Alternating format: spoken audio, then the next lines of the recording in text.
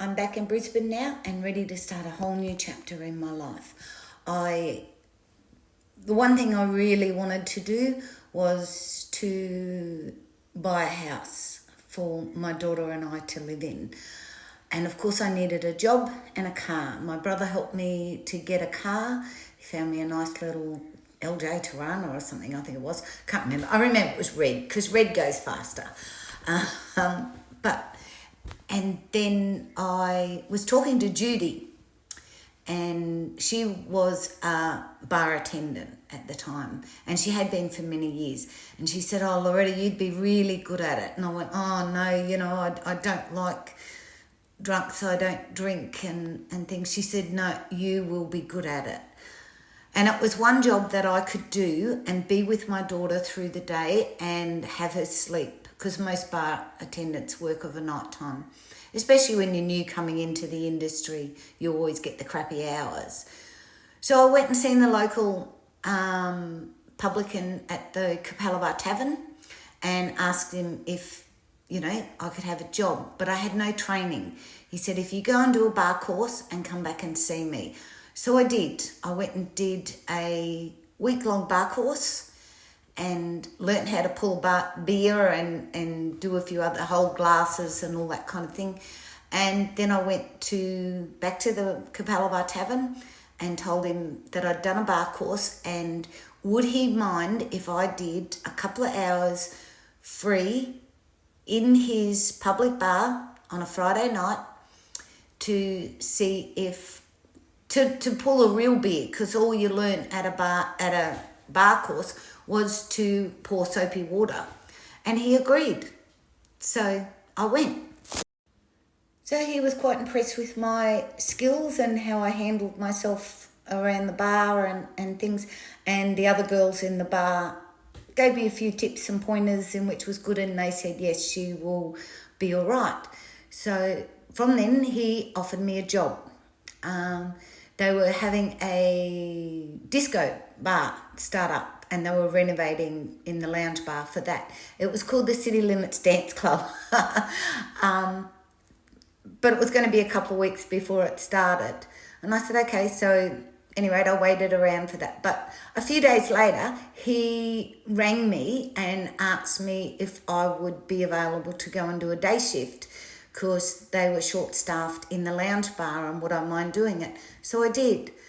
And then it just accelerated from there. I ended up working for quite some time in the Capalaba Tavern. But within the time of me going there, I learnt to do the disco. I did the public bar. I did the lounge bar. I worked in the bottle shop. And I also did some time in the kitchen. So I learnt how to do everything in the hotel in a very short amount of time. I even learnt how to do a full impressed account every morning. So in the mornings, before that hotel opened, every packet of cigarettes, every packet of chips, every bottle of alcohol was counted before that hotel opened. By the time the hotel opened, I could tell you how many bottles were stolen, how many were broken, how much alcohol was left in each bar all the way through. So I learnt everything within a couple of months within that hotel. And that was really good. When we used to, or when I would work in the lounge bar or the disco, we had really short mini skirts on.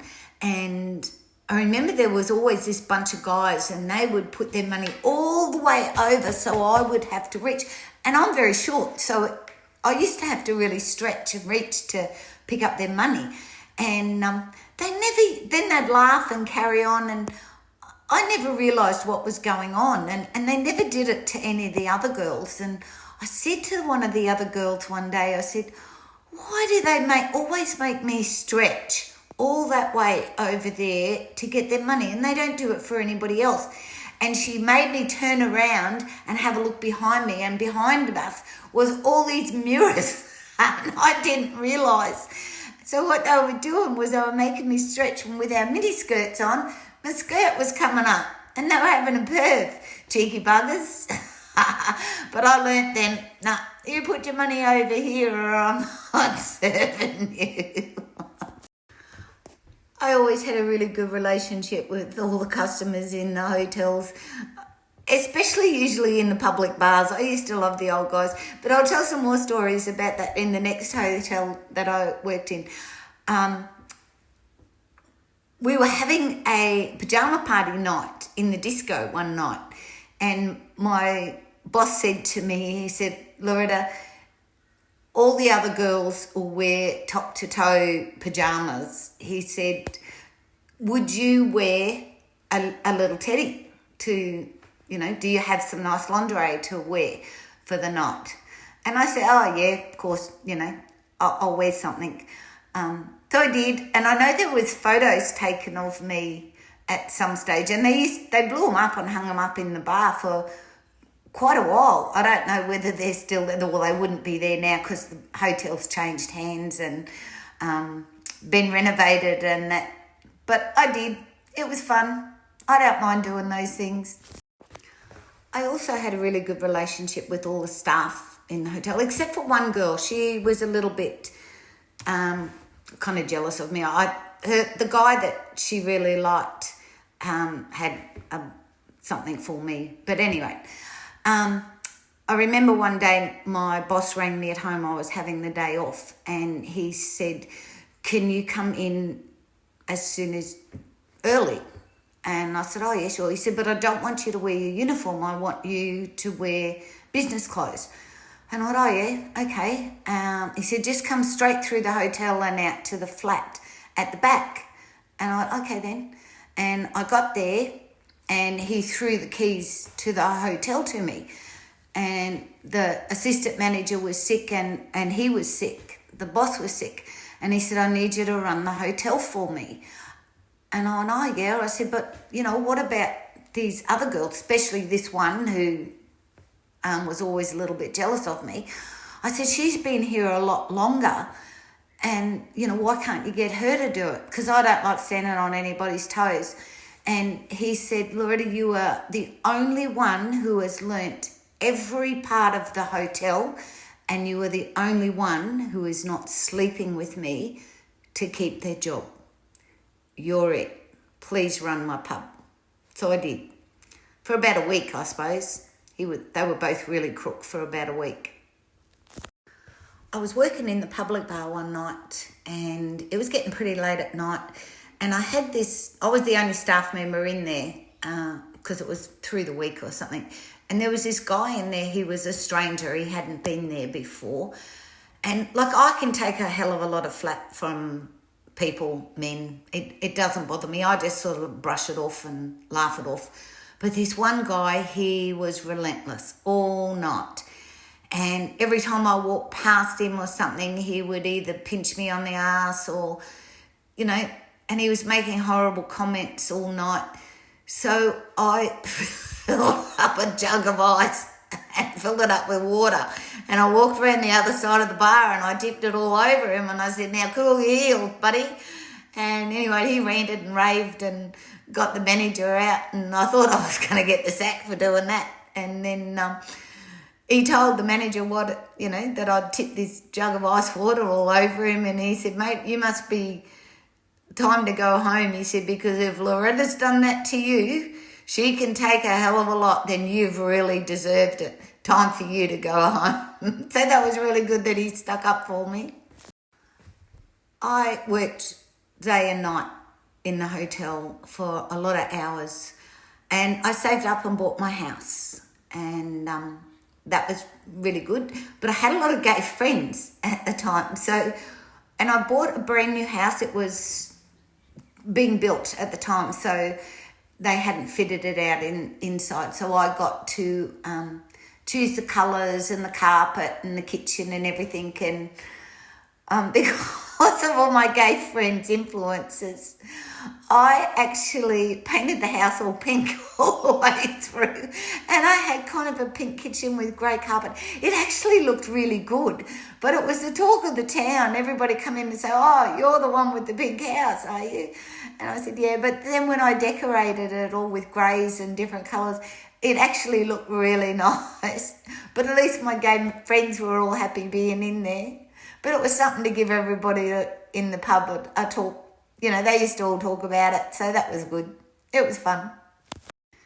As a young teenager, when I first started work, I started a glory box. So a lot of my wages as I was working in that, I would buy sheets and towels and dinner sets and glass. I know I had over 200 glasses. And I bought a big wall unit and I had a TV and basically everything I needed to move out of home with. And I was lucky that I never took that stuff, all those things out of my mother's house when I went to live with my daughter's father, because otherwise I would have lost everything. So at least when I bought my house, I had everything I needed to move in there. Made my mother's house a little bit bare when I finally moved everything out, but that wasn't my problem. That was hers. I was working out in the bottle shop at the Capalua Tavern one day and we were having the hotel painted. And, well, along come the next man in my life. He was the painting contractor.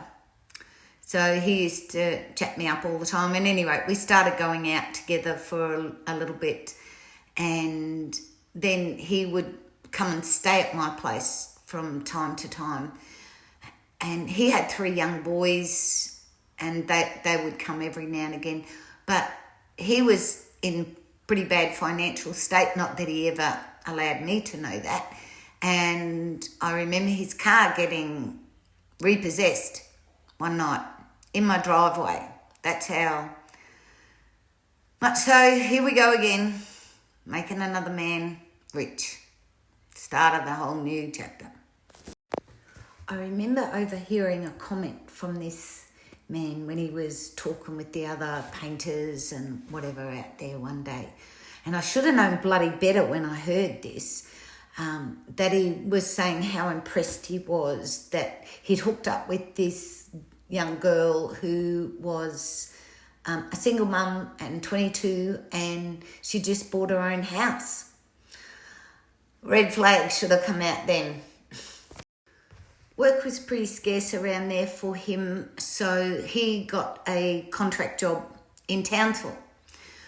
And the night before he left, his boys, their mother brought the boys down to see him because it was his birthday and he was leaving the next day. I'd helped him buy another old car so that he had, a car to drive around in. And I wanted to go and have dinner with him and the boys, but I wasn't allowed. The boys liked things that I did for them and could give them and that, but the special days, the boys didn't want me to be around. So, of course, that hurt my feelings. So the night before he left to go to Townsville and he was leaving to go to Townsville from my house the next morning, it was pretty tense. And when he left, I thought, that's it. See ya. Stay safe.